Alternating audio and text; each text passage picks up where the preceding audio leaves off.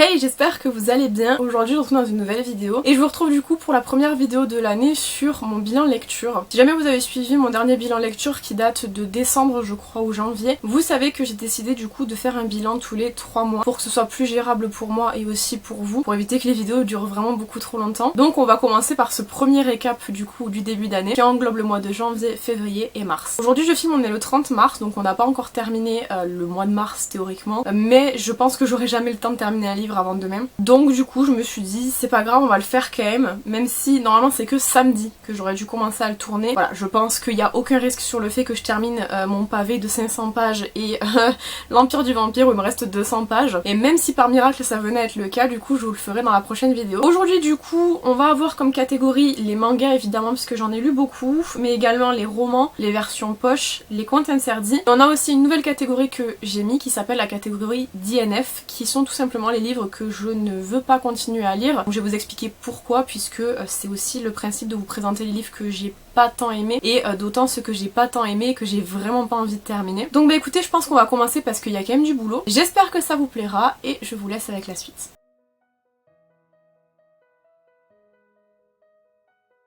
Et on commence tout de suite avec les mangas qui est en général la catégorie la plus remplie et évidemment ça ne déroge pas à la règle puisque c'est ce que j'ai le plus ce mois-ci également. Enfin ces mois-ci également. A commencer du coup par des tubes que j'ai continué du coup. J'avais lu donc les 5 premiers tomes puisque vous voyez que là j'ai pris à partir du 6 et je suis allée jusqu'au 9. Pour vous faire un rapide résumé puisque j'avais déjà parlé de des tubes, donc déjà c'est du plus 18 pour que vous sachiez. C'est très dark. Illisible déjà pour les mineurs et même pour les adultes. Il y a des passages qui sont quand même assez compliqués, je préfère prévenir. Et en fait on suit le même principe que YouTube, sauf que là on suit directement Tomohiro qui fait partie du club vidéo de l'école avec Mei qui est une camarade à lui et qui décide de se lancer du coup sur la plateforme d'EdTube qui est une plateforme comme YouTube qui rémunère également ceux qui postent des vidéos, mais c'est la vidéo la plus vue par semaine qui remporte énormément d'argent selon les défis qu'il va y avoir, et la vidéo la moins vue est celle qui prend toutes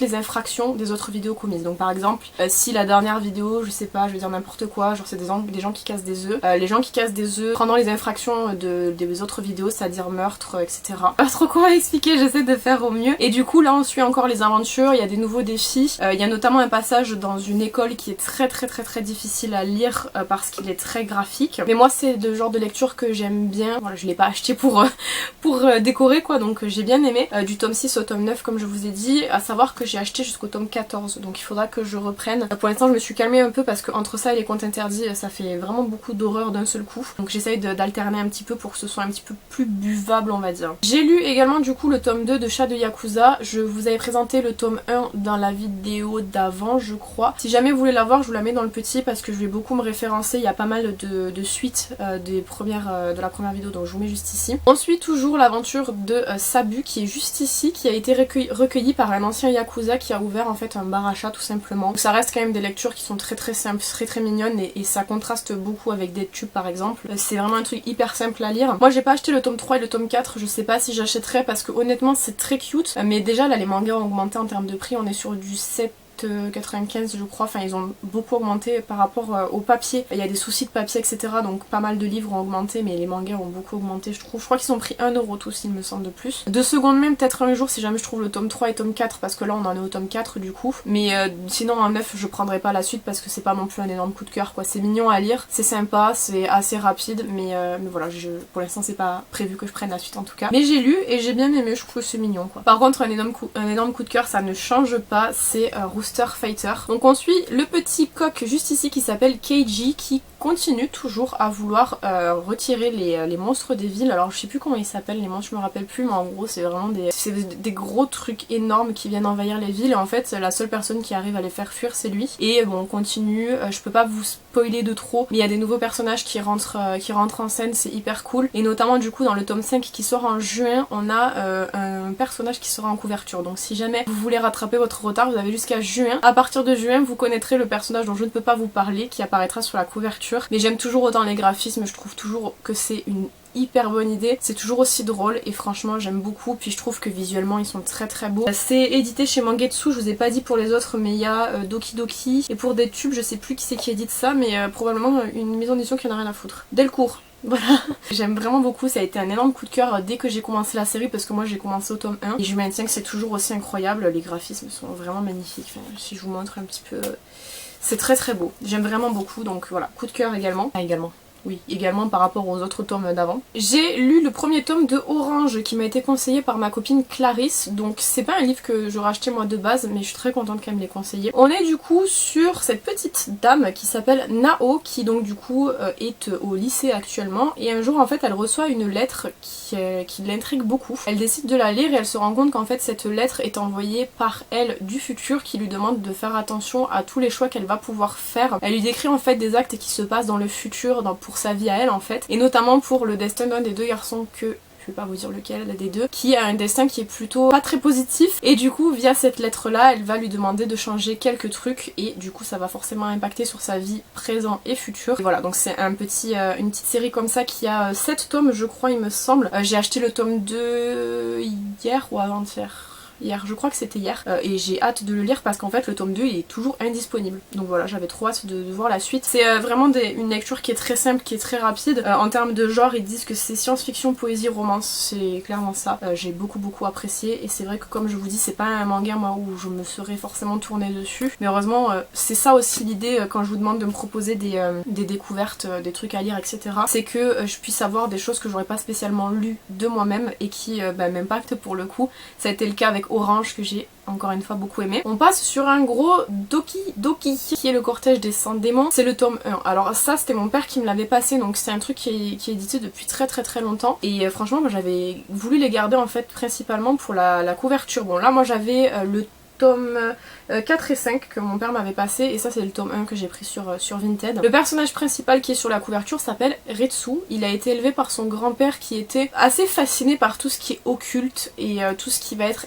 esprit, etc. Et Ritsu a la possibilité de voir les morts. Donc du coup on va avoir l'histoire qui va tourner autour de ça, du fait que lui peut voir ce que les autres ne voient pas, et ça va vachement jouer sur, comme je vous dis, le côté occulte, surnaturel et tout. J'ai bien aimé, c'est pas une lecture qui m'a spécialement non plus énormément marquée au point où je me dis vraiment faut que je trouve la suite. J'ai déjà la suite dans mes favoris sur Vinted parce que je pense que j'ai quand même envie de continuer au moins jusqu'au tome 5 puisque j'ai le tome 5 chez moi, enfin j'ai le tome 4 et 5 chez moi, donc au moins acheter le 2-3 dans le futur. Après ça a pas été un coup de cœur quoi, ça a été une bonne lecture que j'ai bien aimé, que j'ai apprécié. Les graphismes sont assez jolis même s'ils sont quand même assez anciens je trouve, ça fait pas trop cheap, on est vraiment à la limite presque du cheap quand même. Vous voyez là par exemple les démons à quoi ils sont censés ressembler et c'était cool quand même de découvrir, mais ça a pas été un énorme coup de cœur. Après moi vous savez que tout ce qui est occulte et tout c'est des trucs qui me trigger assez et que j'aime pas trop.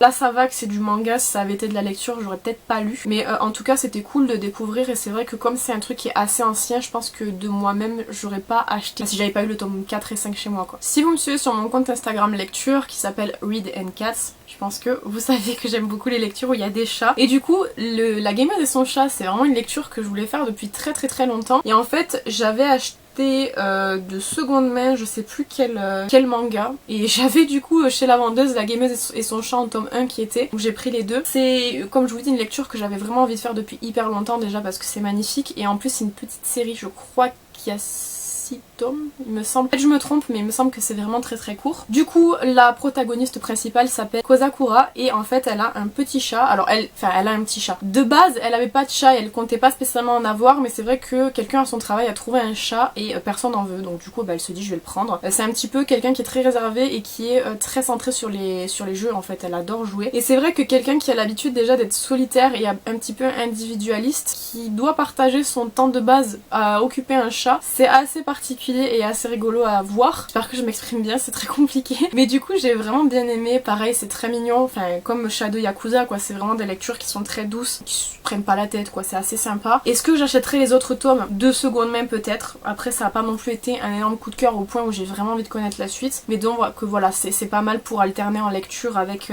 des grosses lectures, je vous dis tout le temps mais j'alterne beaucoup les grosses lectures et les mangas parce que ça me permet de pouvoir radoucir certaines lectures, notamment les contes interdits. C'était mignon mais ça a pas été été un coup de cœur on va dire. Ensuite ça aussi c'est mon père qui me l'avait passé, c'est Alice 19. Les nombres en anglais c'est terrible hein, mais bon bref c'est ça que mon père m'avait passé comme je vous dis.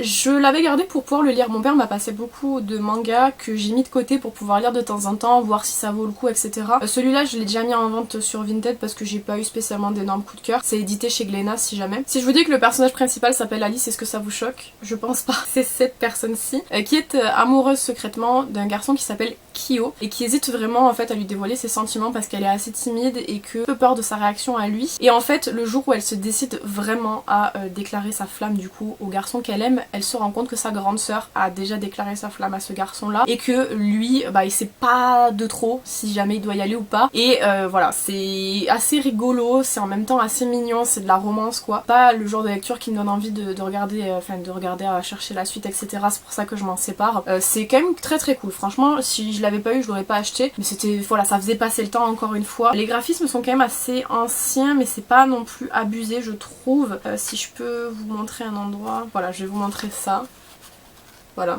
À savoir que j'ai oublié de vous le dire, mais en fait Alice, elle a un jour en rentrant de l'école, je crois, il me semble, elle croise un lapin qui a failli se faire renverser par une voiture et elle décide de le sauver. Ça a aussi son importance dans l'histoire, j'ai oublié de le mentionner. Mais voilà, en tout cas c'était sympa à lire, mais je pense que c'est pas mon genre de prédilection, on va dire, c'est très shoujo. Moi je suis pas spécialement shoujo de base. Ensuite on va parler de Two Piece. Alors je l'ai déjà lu, là c'était une relecture parce que j'avais adoré. C'est une parodie de One Piece comme son nom l'indique, que j'avais acheté à l'époque sur eBay et je l'avais payé genre vraiment pas cher et je regrette à ce moment là de pas avoir acheté les autres tomes parce que je crois qu'il y en a 3 il me semble. Maintenant ils sont introuvables, franchement c'est un enfer. Et du coup c'est comme son nom l'indique une parodie de One Piece où pour le coup dans celui-ci, dans Two Piece, le One Piece a été trouvé, il a été trouvé, je vais pas vous dire par quel personnage mais par un personnage de One Piece qui est quand même assez récurrent. Je sais plus comment ils l'ont appelé, je crois qu'ils l'ont appelé Duffy, donc l'équivalent de Luffy, décide de remonter en fait un équipage pour pouvoir aller récupérer le Two Piece qui est en fait tout simplement le deuxième trésor qui existe entre guillemets. Tellement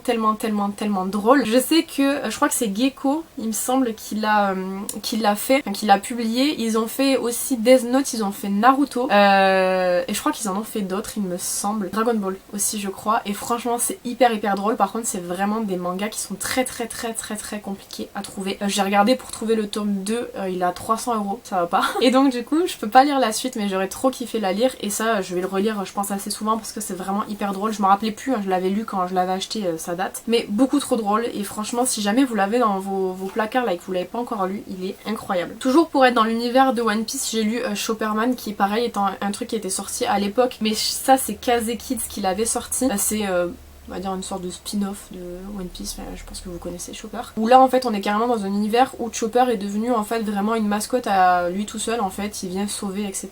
Quand il y a des... par exemple là vous voyez une sorte de Luffy en onigiri. Il vient en fait sauver quand il y a des grosses bestioles qui arrivent etc. C'est très enfantin mais après ça a été édité chez une maison d'édition spéciale enfant parce que c'est Kaze Kids comme je vous dis. C'est très mignon à lire. Moi j'ai les 2 premiers tomes donc là j'ai lu que le tome 1. J'ai le tome 2 que je lirai probablement bientôt et je vous le mettrai dans la prochaine vidéo. Après c'est pas non plus, enfin vous attendez pas à une grosse lecture quoi, c'est très mignon mais sans plus. Par contre pareil je crois que c'est plus édité du tout et celui-ci il y a 5 tomes. Moi j'en ai qu'un, du coup, enfin j'en ai lu qu'un mais j'en ai 2. Voilà, donc je sais pas si j'arrive à trouver la suite, peut-être je prendrai pour compléter mais c'est même pas sûr. C'est bien mais voilà c'est pas non plus de la folie quoi. Je me suis permis une petite pause pour boire mon thé parce qu'il était froid. Et je termine du coup la catégorie manga avec un énorme coup de cœur qui est très gros, c'est pour ça que je l'ai gardé à la fin. C'est le tome 2 des chefs-d'œuvre de Junji Ito que j'ai trouvé sur Vinted. Alors pas hyper cher, payé 16 € avec livraison et tout. Voilà, c'est quand même un mastoc, hein. Il est très beau et je regrette pas du tout, genre franchement c'est à refaire, je l'achèterai 20 fois je pense. Donc du coup comme son nom l'indique, vous avez à l'intérieur plusieurs histoires de Junji Ito, donc vous avez par exemple, enfin de toute façon sur la couverture vous voyez. Vous avez par exemple l'histoire avec les ballons, je connais plus les noms exacts, mais si jamais vous avez regardé la série d'anthologie de Junji Ito sur Netflix, vous retrouvez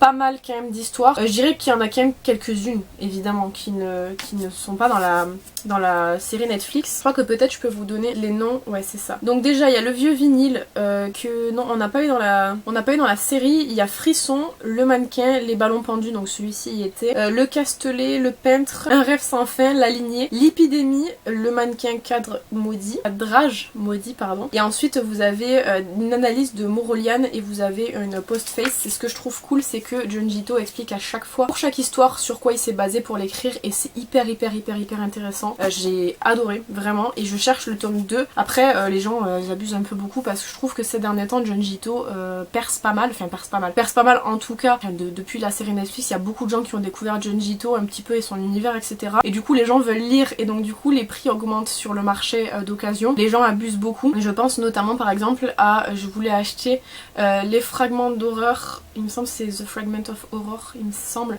sur Vinted à une fille qui l'a mis à 15 € avec la livraison et tout, c'était rendu hyper cher et en plus c'était une version anglaise, je crois qu'il est pas sorti en français et elle voulait absolument le vendre à ce prix là, autant vous dire qu'elle ne l'a pas encore vendu, mais je trouve que les gens abusent beaucoup du prix parce que comme je vous dis il y a une sorte de hausse de popularité de Junji Ito, même s'il est très populaire encore une fois, les gens ont découvert et tout donc du coup ils se permettent de vendre à des prix de zinzin. Donc j'espère que je trouverai le tome 2 à bon prix et normalement si jamais vous étiez pas au courant, il y a Zone Fantôme le tome 2 qui sort au mois de mai, voilà si jamais vous êtes intéressés.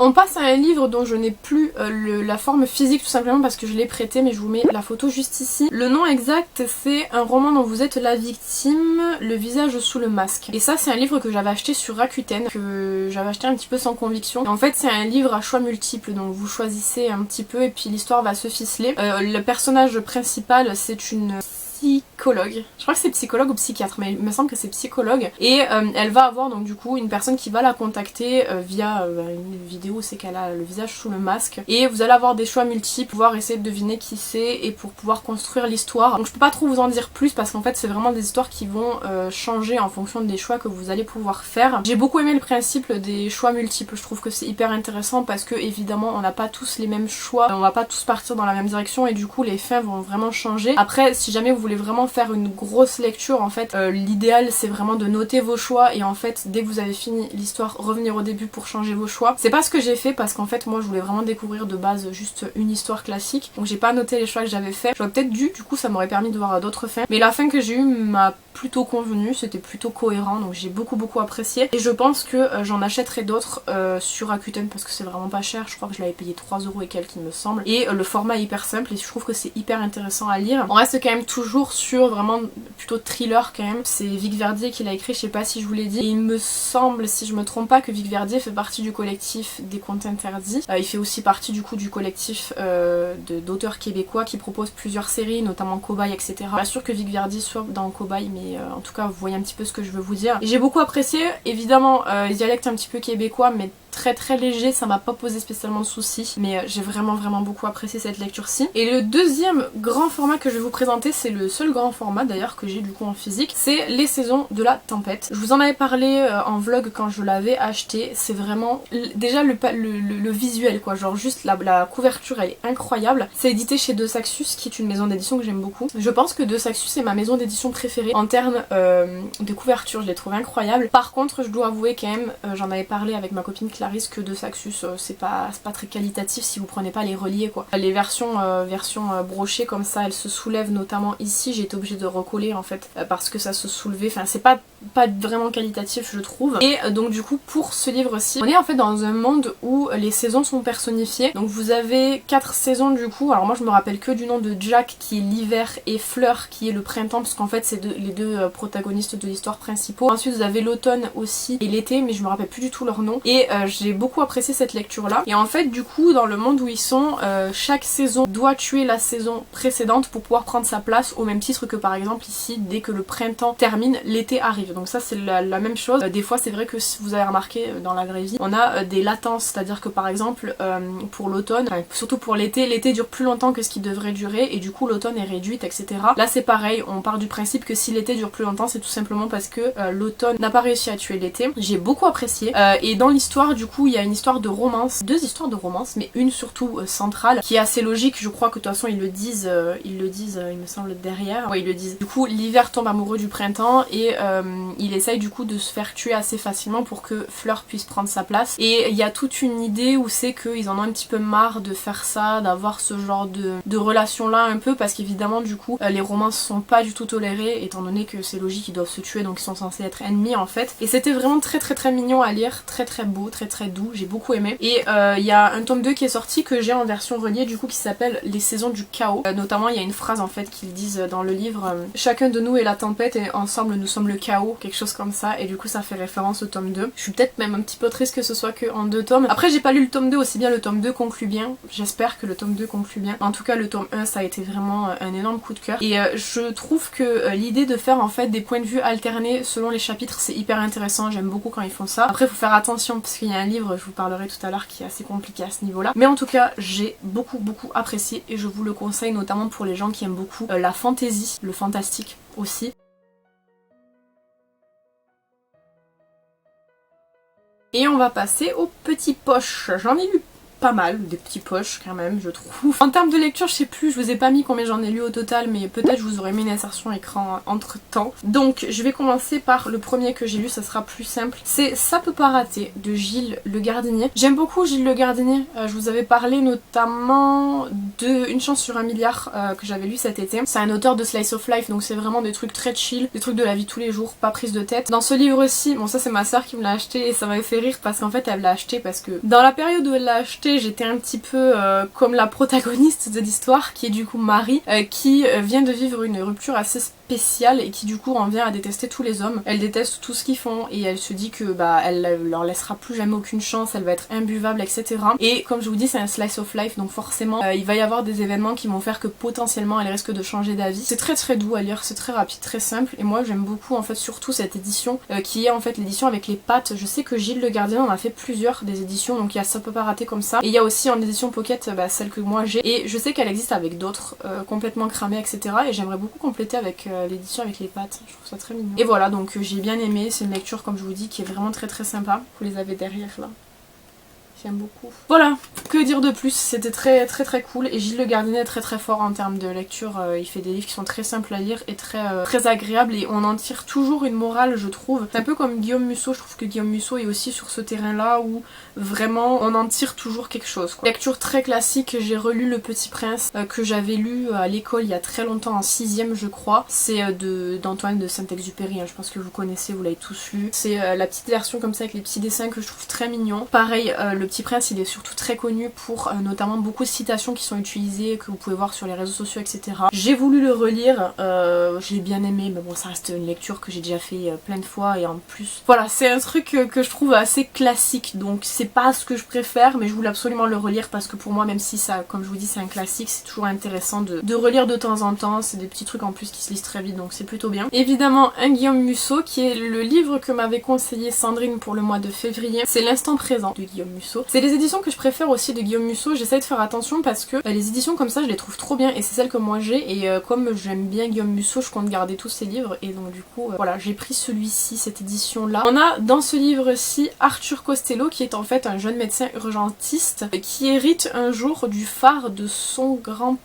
je crois. Enfin son père a hérité du phare de son grand-père et son père le fait hériter de son phare. Cependant il doit absolument pas aller dans la cave. Il y a une sorte de porte qu'il doit pas ouvrir. Évidemment quand vous dites à quelqu'un de pas faire quelque chose, qu'est-ce qu'il va faire? Il va le faire et suite à ça tout va un petit peu se mélanger dans sa vie, il va se passer des choses un petit peu bizarres et il va du coup vivre des moments très court, très intense et tomber dans les pommes en fait après. Et du coup c'est un petit peu sur ça, sur comme son nom l'indique, l'instant présent, c'est qu'est-ce que représente l'instant que vous vivez actuellement. Et c'est vrai que pareil que Gilles Le Gardinier, on en tire toujours une leçon. C'est vrai qu'on se rend pas compte que le temps qui passe est assez unique. Chaque instant que vous allez vivre est un instant unique. Par exemple, l'instant que j'ai vécu avant la vidéo, c'est un instant qui se représentera pas puisque c'est un instant passé. Et c'est ça en fait, c'est sur ça que joue Guillaume Musso à travers ce livre-là. Je l'ai trouvé hyper intéressant et franchement j'ai vraiment beaucoup apprécié. Après, évidemment, ce que je trouve assez fort avec Guillaume Musso, c'est aussi pourquoi les gens n'aiment pas trop Guillaume Musso, enfin il est quand même beaucoup aimé, hein. Il fait partie des écrivains préférés des Français, mais ce que je veux dire c'est qu'en général ce que les gens reprochent à Guillaume Musso quand ils n'aiment pas Musso, c'est de toujours jouer sur toujours le même genre de fil conducteur, c'est à dire que Guillaume Musso aime beaucoup vous laisser sous-entendre dans un livre que c'est pas logique ce qui se passe et c'est pas normal, et en fait au final vous allez vous rendre compte vers le milieu fin du livre que effectivement il y a toujours un sens logique à ce qu'il se passe finalement. J'ai beaucoup apprécié et je vous le recommande si jamais vous aimez bien Guillaume Musso. Après si jamais vous voulez découvrir Musso, c'est pas celui que je vous conseillerais. Je reste sur Parce que je t'aime de Guillaume Musso qui est pour moi le meilleur livre de Musso que j'ai lu actuellement. Je dis ça sans trop d'efforts parce que je crois que c'est vrai. Et il est vraiment très très bien celui-ci, mais je vous conseillerais plus Parce que je t'aime si vous l'avez pas encore lu. Sandrine m'a envoyé également du coup des petits livres, si jamais vous avez vu mon vlog de février, que je vous mets juste ici. Elle m'a envoyé plusieurs livres qu'elle avait chez elle, notamment du coup un Marc Lévy. Et Marc Lévy, j'avais grave envie de tester parce qu'en fait il fait partie des auteurs assez populaires. Avec Michel Bussy, Marc Lévy, Guillaume Musso, c'est vraiment ceux qu'on a le plus tendance à avoir et sur les réseaux sociaux et quand vous entendez parler de lecture. Et Marc Lévy j'avais jamais testé. Et du coup elle m'a envoyé Elle et lui. Elle m'a dit faut vraiment que tu le lises, il est trop bien. Alors je l'ai annoté comme j'ai pu. J'ai acheté des meilleurs stickers que je vais pouvoir, enfin des stickers, des meilleures étiquettes entre guillemets que je vais pouvoir utiliser. En blanc c'était les passages cute et en sorte de gris là c'est les passages un peu moins bien. Un peu plus énervés, tristes, etc. La couverture est hyper jolie aussi, franchement. Marc Lévy, les couvertures elles sont stylées quand même. Enfin en tout cas ces éditions là, parce que je sais que pareil il a plusieurs éditions, mais ces éditions là elles sont hyper stylées je trouve. J'ai regardé pour pouvoir prendre d'autres Marc Lévy parce que j'ai bien aimé. Je le trouve trop joli. Bref, donc dans ce livre-ci on est avec Mia qui est actrice, qui partage la vie d'un homme, je sais plus comment il s'appelle, qui est acteur également. En fait ils vont sortir un film bientôt mais elle le supporte plus trop. Elle se dit qu'il faut qu'elle reste avec lui étant donné qu'ils vont partager l'affiche d'un film ensemble. Ils se disputent aux présentations, ça va pas être ouf pour faire vendre le film quoi. Et en fait via une sorte de plan un peu foireux, elle rencontre Paul qui est écrivain, qui lui en fait sort, enfin il sort pas vraiment d'une relation compliquée mais il est dans une relation compliquée en tout cas. Les deux vont être amenés à se rencontrer et à partager du temps ensemble et forcément elle et lui, donc il va se passer des choses quoi. C'est un slice of life également, donc c'est des trucs qui pourraient se passer dans la vie de tous les jours. C'est très mignon, très cute, et puis je pense que vous voyez avec les annotations blanches que j'ai bien aimé, il y a plus de moments mignons que de moments un peu moins mignons. J'ai beaucoup apprécié et franchement j'ai hâte de découvrir d'autres Marc Lévy. J'avais fait ça là devant pour pouvoir annoter et savoir, mais j'ai beaucoup apprécié et du coup c'est une plutôt belle découverte je trouve Marc Lévy via ce livre là. Je sais qu'elle m'en a envoyé un autre. On m'a conseillé aussi Le voleur de fumée qui va être la lecture du mois d'avril du coup pour mes lectures, enfin je fais des lectures par mois. Mois d'avril ce sera Le voleur de fumée de Marc Lévy du coup. J'ai hâte de voir. Non, pas Le voleur de fumée, Le voleur d'ombre. Le voleur de fumée c'est un autre truc.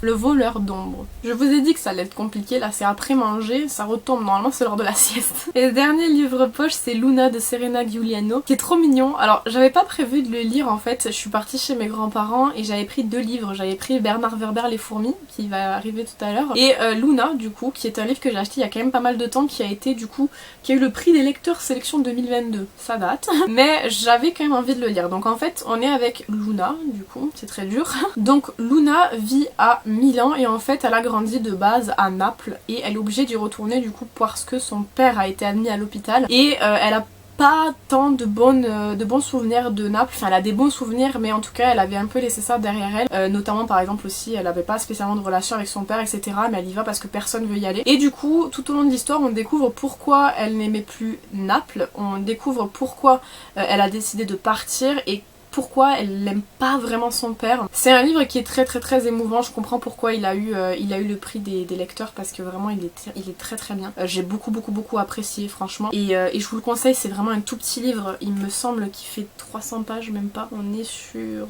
239 pages donc il est vraiment très court, très émouvant, très beau, magnifique et on a beaucoup de petits dialectes italiens, voilà, donc qui sont à la fin, voilà. Donc vous avez le lexique italien-français que l'auteur a décidé de mettre. En fait quand vous avez des mots en italique, allez directement au lexique, c'est tout expliqué. Même si moi je m'en suis rendu compte qu'à la fin du livre c'est quand même assez obvious, mais très beau livre. J'ai beaucoup apprécié et il faudra que je regarde pour Serena Giuliano pour voir ce qu'elle a fait d'autre. Parce que je pense qu'il y a de quoi faire des beaux petits livres, hein, parce que ceux-là ils étaient vraiment très bien.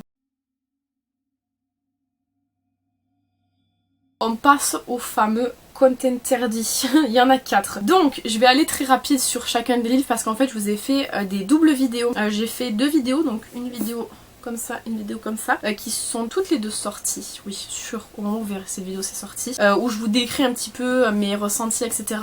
vis-à-vis de ces livres-là. Je vais aller très rapide sur ces comptes interdits-là, parce que comme je vous l'ai dit, les vidéos sont dédiées, elles sont hyper complètes, prix, beaucoup de trucs. Voilà, je vais juste vous dire un petit peu de quoi ça parle, très rapidement, quoi. Les comptes interdits, en tout cas, c'est plus 18. Là, je vous le dis, je mettrai à l'écran, etc. parce que c'est quand même plus 18, il faut que je le répète à chaque fois. Et il y a des trigger warnings que je vous donnerai pas là, vous allez voir directement les vidéos, je vous mettrai dans le petit quand ça arrive, pour que vous puissiez aller voir directement les vidéos concernées. J'ai lu La Princesse au Petit Pois de José Marcotte, qui est en fait, il fait partie des 2 derniers contes interdits sortis en France, à savoir que La Bête de Gévaudan et Le Bonhomme 7 heures sortent en juin en France normalement. La Princesse au Petit Pois, c'est du coup sur le domaine BDSM et les jeux vidéo, je crois, pour celui-ci. J'ai beaucoup apprécié, en fait, ça a été un énorme coup de cœur, il a eu 5 étoiles quand je l'ai lu. Je l'ai pris aux éditions Contredire, je vous ai pas dit. J'ai beaucoup apprécié, j'aime beaucoup les 2 domaines qui ont été mixés ensemble, ces 2 domaines que j'ai pas eu l'habitude de voir mixés ensemble. Beaucoup d'horreur, notamment par exemple une préface. Les premiers chapitres sont très gore, notamment le premier chapitre est très gore. On a en même temps un présent qui se passe avec, comme je vous dis, un jeune qui travaille dans le domaine des jeux vidéo, qui est, je sais pas si on peut dire fan de BDSM, je sais pas si on est fan de BDSM en tout cas, et du coup une vie au passé d'un serial killer. Les 2 sont alternés en fonction des chapitres et il était vraiment très bien. Et ça a été du coup un énorme coup de cœur celui-ci. Je crois qu'il est tout en haut de ma liste des contes interdits, maintenant c'est le premier. Et en même temps du coup j'ai lu Baba Yaga de Dominique Bellavance, qui est comme ceci, que j'ai lu en même temps du coup, qui est basé sur le conte.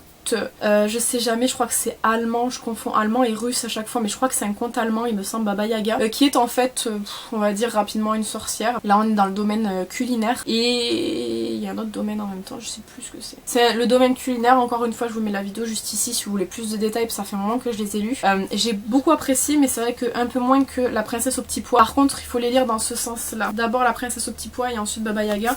Il y a une micro référence de La Princesse au Petit Pois dans Baba Yaga, mais ouais, j'ai apprécié ces 2 là j'ai apprécié même si La Princesse au Petit Pois est supérieure un petit peu. Et ensuite, deuxième vidéo que je vous mets juste ici, j'ai lu La Belle et la Bête de Simon Rousseau, qui fait partie des contes interdits qui sont sortis à Belle Lurette. Je l'ai pris aux éditions Ada, celui-ci. J'ai pas eu spécialement de difficulté à le lire aux éditions Ada. Je fais ce parallèle là parce que je vous avais parlé du livre de la jungle que j'avais galéré à lire. Ça n'a pas été le cas avec La Belle et la Bête, que j'ai adoré, qui est la suite de Peter Pan, que je vous ai présenté dans la vidéo juste avant, que j'ai vraiment beaucoup apprécié. J'ai beaucoup aimé en fait le parallèle qui était fait entre La Belle et la Bête et pour Peter Pan, notamment des personnages qui n'avaient pas trop été abordés dans Peter Pan, qui étaient vraiment des personnages de loin, on va dire, qui se retrouvent dans La Belle et la Bête. Ça vient un petit peu boucler l'histoire et j'ai beaucoup apprécié celui-ci, qui a été aussi très bien noté. Je crois qu'il me semble qu'il a pris 4 étoiles ou 5, je sais plus, mais je crois que c'est 4. Et l'horreur qui est Rumpelstiltskin,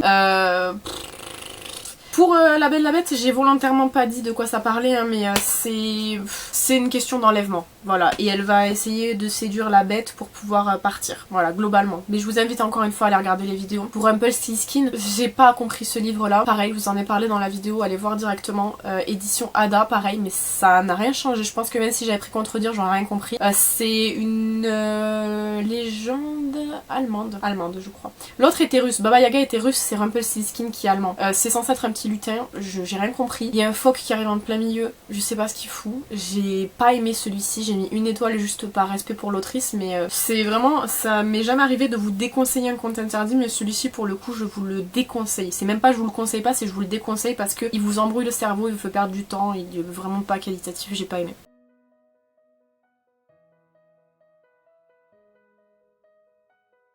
Et on va terminer avec la catégorie DNF, du coup, j'en ai 3 à vous présenter. Donc comme je vous dis, la catégorie DNF, c'est la catégorie des livres que je ne vais pas terminer, donc c'est Do Not Finish, tout simplement, que j'ai entamé et que j'ai pas aimé, ou j'ai eu trop de mal à lire, etc.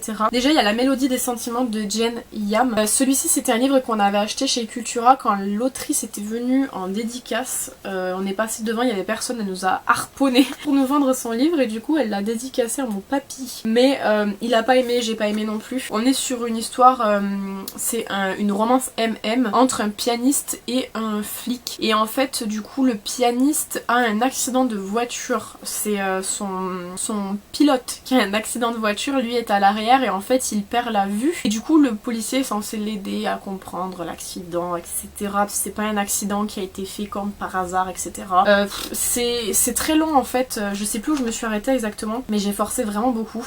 L'écriture est pas mauvaise, mais c'est pas assez fluide pour ce que moi j'aime. Il y a beaucoup de chapitres en trop qui servent pas à grand chose et l'histoire est pas assez prenante pour que je puisse continuer à le lire, donc j'ai décidé d'arrêter de le lire et il est en vente sur Vinted si vous aimez un petit peu les romances MM, etc. Il a pas une mauvaise note hein, sur Booknote ou les autres sites que j'ai pu regarder, mais moi en tout cas c'est pas le genre de lecture que j'aime bien et je préfère pas forcer quoi, genre j'ai déjà forcé pas mal je trouve, et je préfère prendre du temps à lire des livres qui me plaisent que prendre du temps à lire des livres qui ne me plaisent pas, surtout vu la pile à lire que j'ai. Ça je suis dégoûtée, mais vraiment j'ai forcé de ouf.